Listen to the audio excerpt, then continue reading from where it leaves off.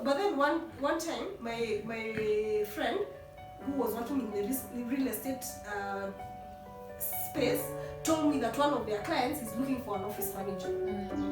So she's forwarded me the information, and I looked at something I am qualified for. But remember, I did not want a limited company. Yes, me, I was looking for NGO.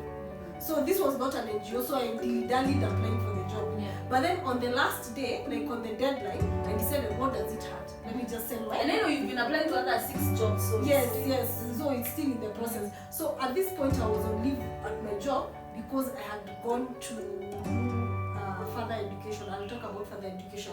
But then now, so I applied for the job. And they actually were the only ones who responded. Oh, They're wow. like, we saw your CV, can you come in for an interview? When is a good day? So when I answered, it was them. They're like, oh, we've offered you the job, and this is the salary. Are you going to take? They had offered me higher than what I'd quoted. Oh, wow. Yes, higher than what I'd quoted, because that was their minimum for that position. Okay. After then, so that's where I've been working ever since. Oh, wow.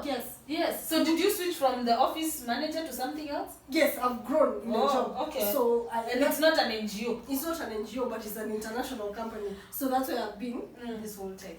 Okay. Yeah. So what are your greatest lessons in this career path? I know career shifts are normal. Yes. Did you anticipate the career shifts? No. For me, are you doing what actually you studied? Yes. Now, my after the university, after I took 7 years to do my university degree, I knew I have to, like, for me, it became what drives me.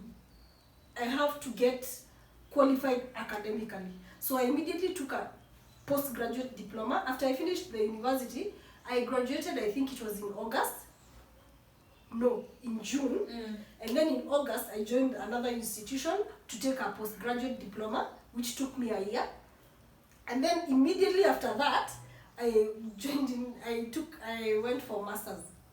Pause. Yes. So you were in a rush, you didn't want to stop? I didn't want to stop because Why? it felt so bad. To stop again? To stop. For me, then I was stopped because I didn't have the finances. Now I can pay. The finances. And I knew that is what opens doors for jobs. Okay. Has it held truth to you? It has in some way. Yeah. And I'll say why. Because you don't have to have the degree to get the job. That's what I have learned. Like an undergrad is not enough. An undergraduate. First of all, if the education opens for you the doors, but it can't progressively, it doesn't sustain. It's not what keeps you in the job. Okay. It's how you perform. Okay. Yes, and your connections and your networks. Okay, so let's talk about the lessons. Yes. So for me, the first lesson I would say is, if somebody had told me back then that it's not about the education, because I didn't connect with people, I didn't talk to people about what I can do. I just knew because I don't have a degree, no one will offer me a job. So I got stuck in this job for 7,000 a month, yet my potential was higher, and I didn't grow in that job because I didn't have a degree. Okay. So for me, I kept that in my mind. Like, it was my mentality. Unless I have and also this mentality informed your attitude and how you responded to people. Yes. So it got you stuck in terms of a career, because this wasn't your profession at the time. It got you stuck in your career, which if you would have dealt with it, so you're saying we need to adjust faster. We need to adjust and deal with these needs a lot. Yes. I think for me, when I was done in university, the one thing I should have done immediately when I graduated was learn another skill. Okay, explain. Like another skill in terms of, I once met someone who had done actual science. Yes. And they had done a skill in conflict resolution. Okay, so it was like a small course. It was a small, like 3 months or 6 months, less than a year by the way. Yes. And that skill helps you to not just boost what you know, to also explore the other idea or the other option of a profession when this what you studied, like I did communication, probably if I studied another language, or I studied baking or cooking, or I studied something to do with public speaking or speech writing, in these years that I haven't had a proper job, that have been so much of a casual, I could have explored that skill. That's true. You know, probably made money. I would have probably made money in that skill. So I'm saying, when you graduate, you can't stop improving yourself, and it doesn't mean you have to do just that what you studied in school. Communication is amazing, but maybe if I did a skill, which is what I want to do soon, I want to do another skill that even if it doesn't complement directly my direct undergraduate qualification, it helps me to make money and improve and enlarge my networks for this career that I'll have later. Not even if later, for this career journey that I'll have. So my biggest lesson after university, do another skill. Boost. Oh, okay. Yes. Immediately after. Immediately so after. For me, it was pap. Yeah. So which is for me what I'm saying then when you are doing the postgraduate diploma, you should have done a skill as well. Exactly. Or like for me, I have not done my masters because I am lost in what I want to do for my masters, and I just don't want to do it for the sake of it.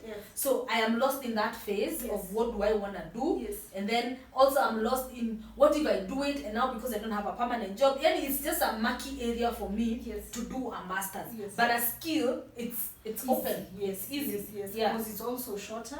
And then it gives you. And also even the financial request for it is not as much.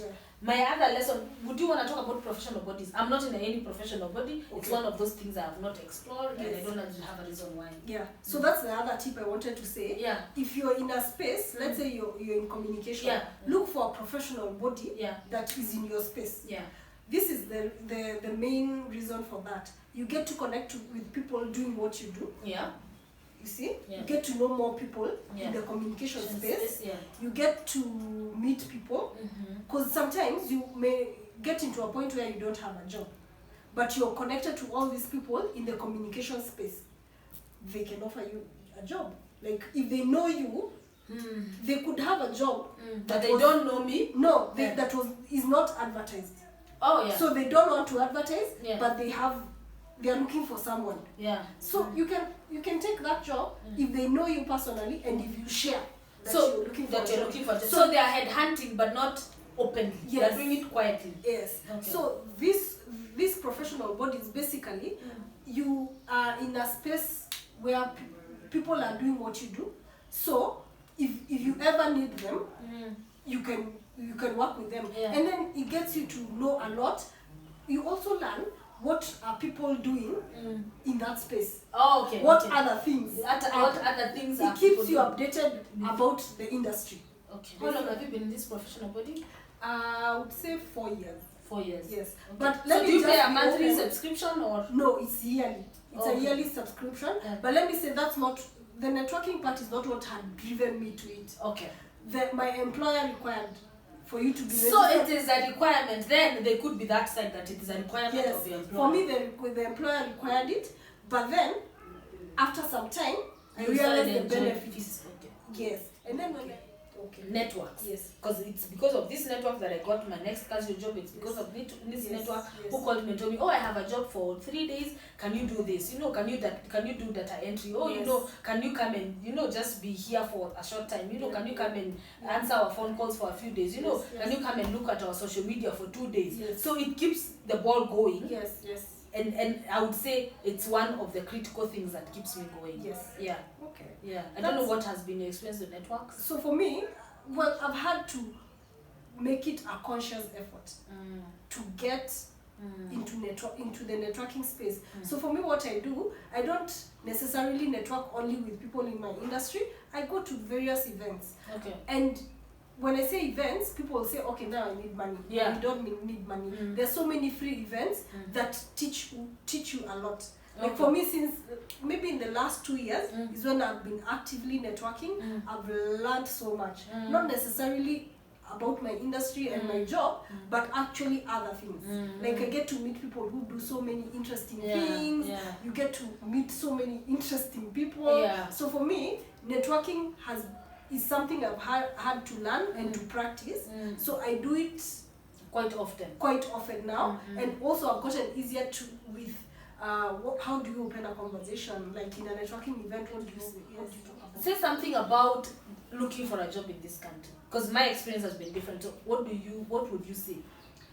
So for me, talk to the person who is unemployed and right now, yes, they are unemployed and yes, probably they haven't had an opportunity in such a long time. Yes. What would you say? For me, I would say don't only focus on somebody giving you a job.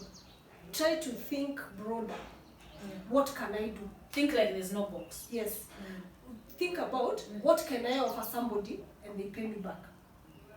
Care to give an example? For example, you might be living, let's say, in an apartment block, and you realize there's a need. People have cars in that apartment. Why don't you offer a service for cleaning the cars in the compound? Okay. So this is a job you don't even need to do during the day. Yeah. You can offer when they come in the evening after work, they park, you clean the cars at night. So tomorrow morning, everybody, their car is clean, they pay you. Leave. So you see, think about what you can offer as a person. Like, what service can I offer that doesn't even require capital? Because sometimes when people start think about entrepreneurship, they think, now where do I get the capital? I don't have a job. You see, you go back to the I don't have a job. Yes, sometimes think outside the box, or rather without a box. Yeah, like the best thing is think without a box when it comes to a career and making money. Yes. I think it's also good for us to say there's a career and there's making money. Yes. Sometimes we try and keep these things together and they are not. Yes. Because if I studied communication and I do not have a job right now and washing cars will give me money, yes, then humble yourself. And humble. Yes. Yeah, calm down. Yes. And then try to be very good at what you do. Okay. Okay. When you're very good at what you do, you'll never not have work. What can I do? What can I do? Yeah. Yes. Let's talk to those who are stuck in careers they don't enjoy or the jobs they don't enjoy. Change. Like for me, I'm getting out of that, the space I'm in right now. Yeah, so you're in a transition. Yeah, I'm in a transition. I want to get into entrepreneurship. Yeah. Of course, it's not something I quit my job today and then start tomorrow. Yeah. It's something that has to be started and grows, and then if it can handle my bills, I move completely. You see? Completely, yeah. So you're not stuck. That is what I would advise you. You're not stuck. You can always change. However, make sure you account for the cost of change. Yeah. For me, I would say the same thing you're saying. Don't get rid of the expectations and just go there willing to work with an open heart and willing to work. Yeah. People will look at your attitude more than the qualifications. Yeah. The attitude is what makes you grow. It's what gives you work. Yeah. It's what gets you to the next step. Yeah. So just have a proper open positive attitude and then be willing to start from the bottom, because for us, I know what we are not willing to do is to start from the bottom. Of course, I couldn't have studied for 4 years to come here and start arranging files. Exactly. You know, that's the part that's keeping you from your next level. Yeah. So about this channel is about being bold, being brave, and being courageous. Yeah. What have you had to do? What have you had to be bold about in your career? There was one point where there was a position at work, and they were looking for a candidate externally. So my bold move was to go to the HR and ask them for the job. Okay. They didn't know actually that I had other skills. That could actually make me a better candidate for that position than what they were looking for out there. So I got the job. So for me, my bold move is to ask. So ask for whatever reason. Yes. Ask. Your bold move is to ask. Yes. Brave, working outside the country. Oh, okay, that's amazing. Yes. So in this same job, there was an opportunity, a project outside the country, and I wanted to. In that year, the year that I actually went out, one of my thing was I want to work outside the country. I'm very close to my family, so we see each other all the time. So that was, for me, it was brave, because now that means leaving them behind and living alone in a foreign country. And how long did you have to do that job? Actually, the initial period was supposed to be 6 months. I ended up staying for a year because the project took overrun the time. So we had to stay. I stayed for a year in a foreign country, and you had to brave your life for it. I'm telling you, it was a very awesome experience for me. And I I don't know, I'll do it again. Give it an opportunity? Yes, I'll do it again. Yeah. Yes. For me, I would be like, I'll tell somebody, be brave to take on something that scares you. That scares the hell out of you. Yes, I was scared. You were scared. And scared is what takes you to the next level. Yeah. So scared facing your fear. Facing your fears. Yeah. What encourages you to do whatever? I love what I do. Okay. To keep going. And the other thing is that I know it's not permanent. Okay. So I know when I get to a season where I don't enjoy it, I can quit and start something else. Courageously, I have had to keep encouraging myself that even if nothing good comes now, I should enjoy what I'm doing now. Yes. Yeah, I should enjoy this season. I should enjoy what I'm learning now. I should enjoy creating these networks. I should enjoy the money that I make. If I make small money, then I should enjoy it. To just courageously looking at it and soldiering on. Yeah. So this has been amazing. We have had an amazing time with Evelyn, and I look forward to having you back again. Yeah, it's actually interesting. It's so interesting. I know you have a channel, so you would talk about your channel so that... Well, we'll link it down here. Yes. Then they can check it out. Then they can check it out. So remember that this is about being bold and being brave and being courageous.